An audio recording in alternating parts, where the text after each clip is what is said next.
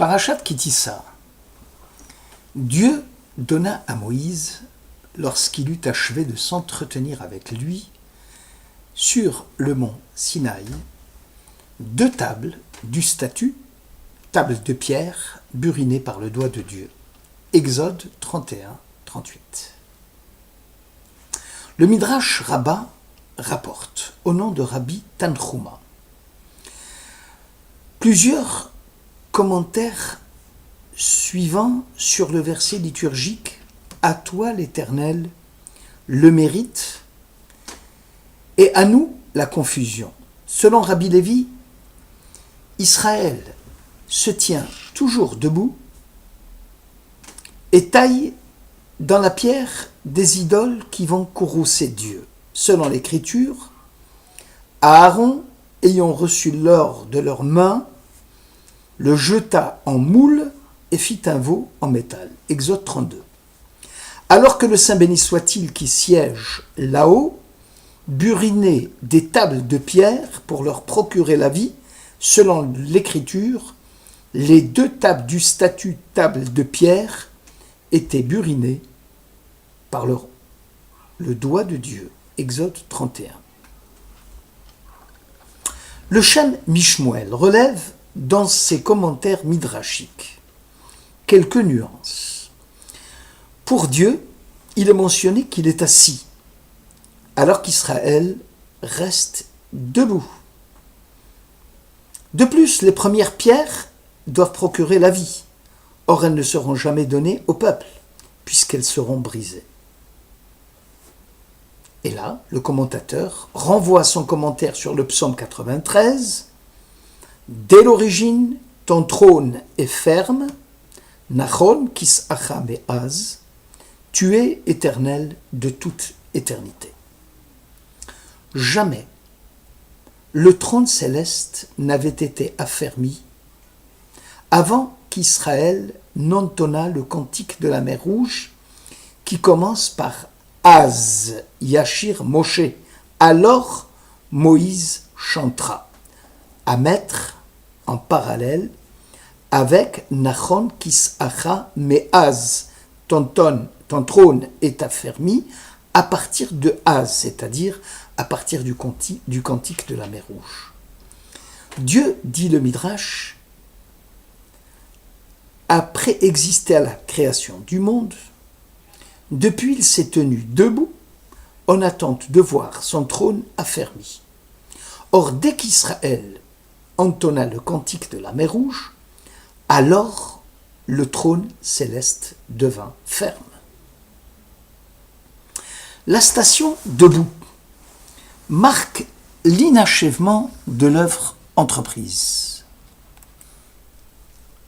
Alors que la station assise montre au contraire l'achèvement de l'œuvre et que tous les objectifs ont été atteints. Israël, occupé à confectionner le veau d'or en station debout, pensait sérieusement que cela n'avait rien à faire et rien à voir avec le culte idolâtre, puisque le veau d'or prit la forme d'un lieu de culte. Selon le Kuzari, et c'est cela qui fut à l'origine de leur erreur. Or, la posture debout signifie que dans leur intériorité, le culte païen n'avait pas de place. Seul dans leur extériorité que l'on pouvait apercevoir les germes de la mécréance. Aussi, Dieu pouvait encore buriner de ses doigts les tables en pierre pour procurer la vie à son peuple.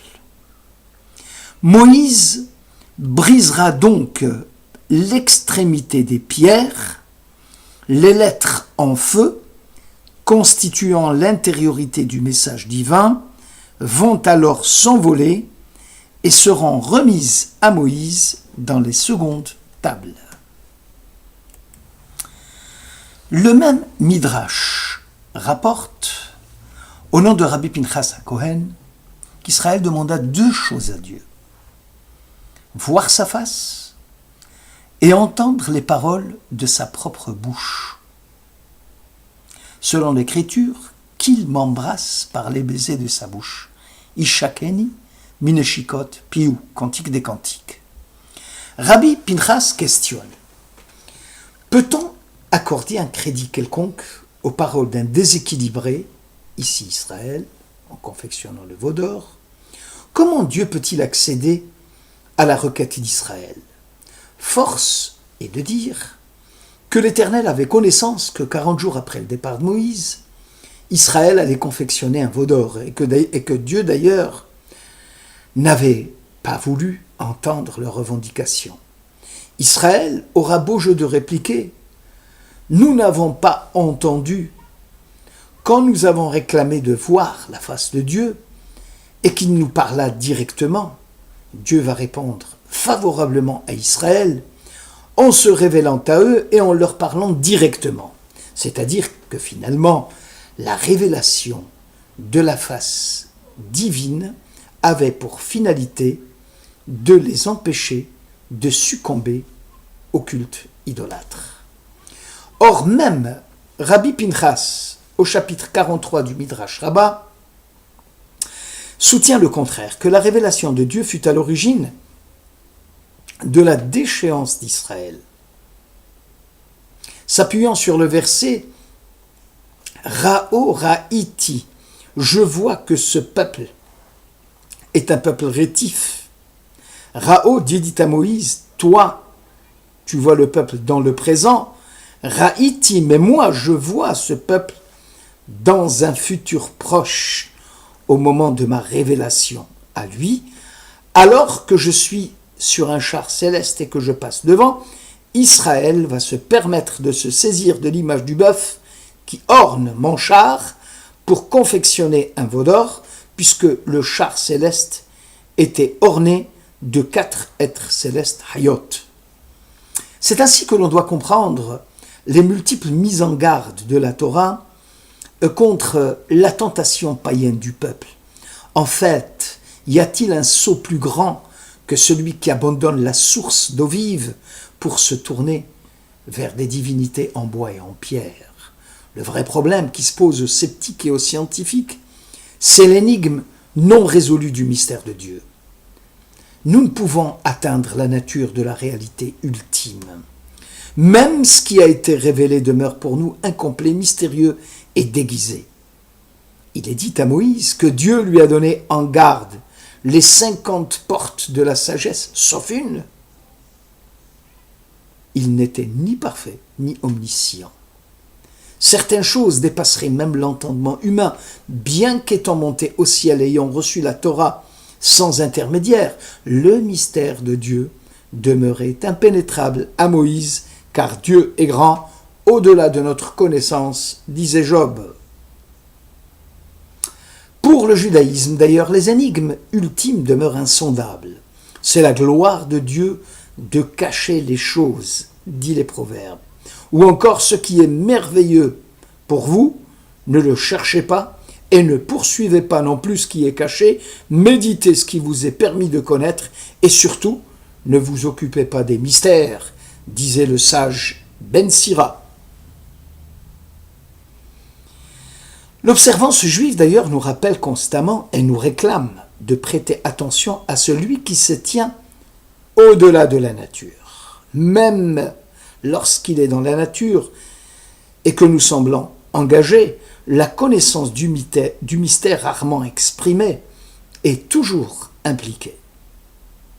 Nous ne divinisons pas le mystère. Nous rendons un culte à celui dont la sagesse dépasse les mystères. Toutes les tentations de percer le secret par des moyens occultes comme la nécromancie ou les oracles est interdite par la loi. Le Maguide de Dubnov écrit à propos du 2e commandement tiré du Décalogue, « Tu n'auras point d'autre Dieu que moi, Elohim Acherim, Elohim mais Acherim », c'est-à-dire des divinités qui empêchent le flux de bénédiction de Dieu d'être déversé dans le monde. Dieu apparaît dans la Bible non comme l'omniscient, le parfait ou la beauté infinie, mais il est surtout miséricorde et amour. Dieu est célébré en raison de sa sensibilité à la souffrance des hommes. Dieu étant par essence mystère pour la conscience humaine, presque abstrait, en gratifiant le monde réel, concret de ses bienfaits, va les faire traverser des mondes célestes jusqu'à leur point de chute finale, c'est-à-dire le monde de l'action que nous connaissons. Ces différents écarts qui bloquent et freinent la marche glorieuse des bienfaits célestes constituent les divinités étrangères, Elohim Acherim. Or, le Maguide aime utiliser des métaphores.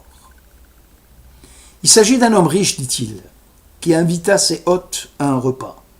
Bien évidemment, il donne alors à l'économe d'effectuer tous les achats, de louer les services d'une équipe expérimentée en cuisine et de serveurs de table. De prime abord, les gens non avertis pensent que ce sont les serveurs qui offrent le repas, ou encore c'est l'équipe de cuisiniers qui en est le maître d'œuvre. Bref, en s'informant davantage, ils ont conclu que c'est l'homme riche qui les avait conviés, qui avait dépensé de l'argent pour que les convives soient à leur aise. Nul n'est dépourvu du sens de la crainte, du besoin d'adorer et de rendre un culte. La question est de savoir quel objet mérite notre vénération suprême. Même si l'on est frappé par le mystère d'un ciel étoilé ou par la puissance du soleil, la beauté de la nature peut devenir une menace pour notre conscience spirituelle. En fait, qui se cache derrière la nature ? Le judaïsme insiste sur la désanctification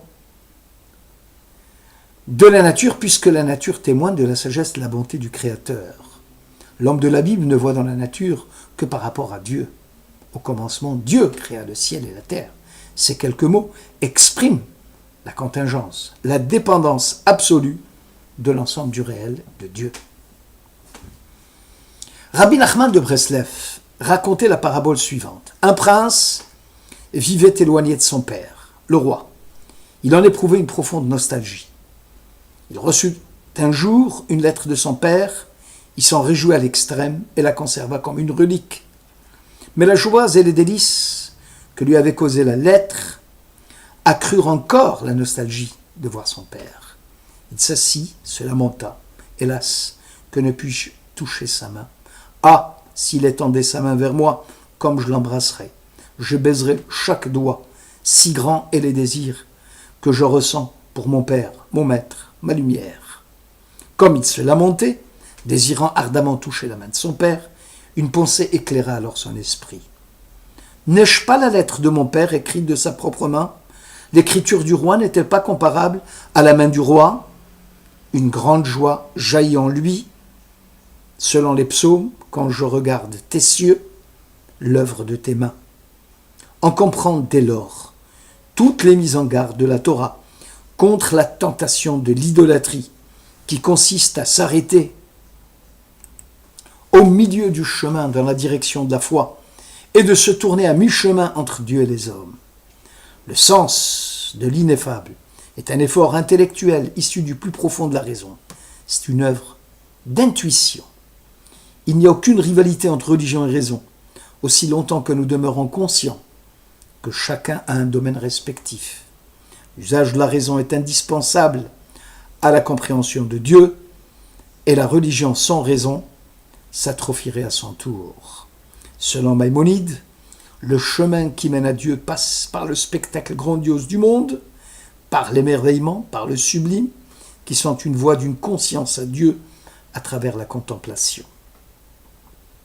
Selon le Sifri, la voie de la connaissance religieuse de Dieu passe par l'étude et l'approfondissement de la Torah en expliquant le verset suivant « Et ces paroles seront au-dessus de ton cœur », c'est-à-dire l'homme doit s'élever au-dessus de l'horizon de son esprit et de son cœur. Il doit se libérer des perspectives de l'ego, du groupe, du lieu, du temps, pour aller vers une conscience de celui qui est au-delà du monde.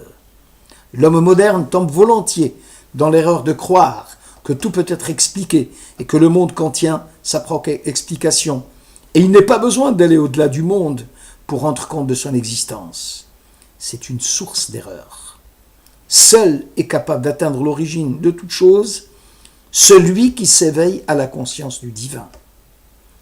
Le récit des 4 docteurs de la Mishnah qui pénètrent dans le Pardès, le jardin de l'Éden, illustre le propos. Ben Abouya a coupé les plantes, c'est-à-dire n'a pas approfondi la connaissance de Dieu pour réveiller sa conscience à l'ultime. Rabbi Akiva est entré et sorti en paix.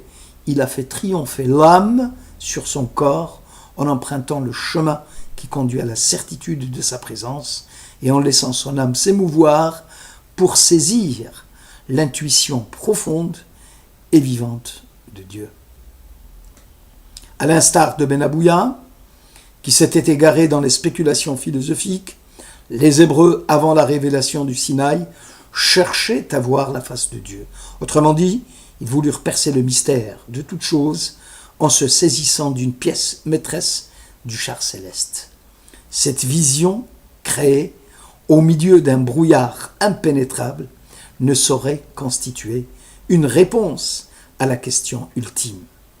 Or, le Dieu dont nous ressentons la présence dans le monde est anonyme et mystérieux. C'est pour cela qu'Israël succomba à l'idolâtrie et confectionna un veau d'or, car debout seulement au milieu du chemin qui conduit à Dieu. Merci de votre écoute.